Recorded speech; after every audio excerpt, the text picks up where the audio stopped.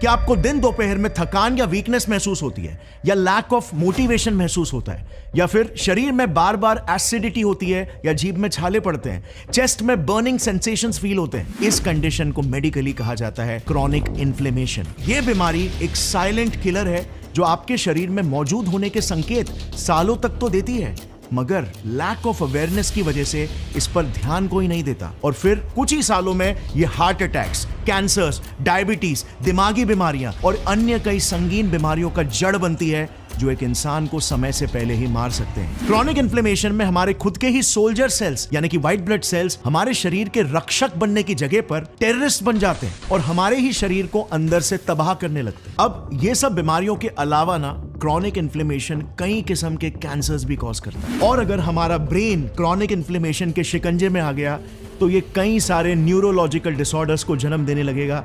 छोटी बीमारियां जैसे कि stress, anxiety, confusion, memory loss, थकान से लेकर संगीन न्यूरो डीजेनरेटिव बीमारियां जैसे depression, Alzheimer's, Parkinson's disease etcetera.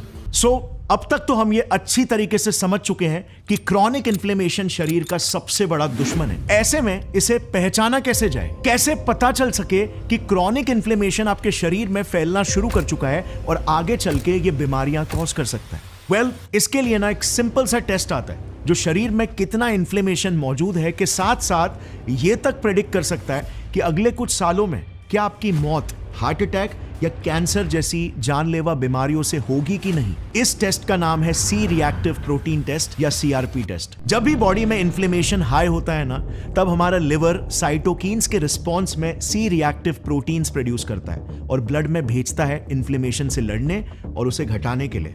अगर ब्लड में सीआरपी की वैल्यू हाई है तो इसका मतलब हमारे बॉडी में इन्फ्लेमेशन भी हाई है।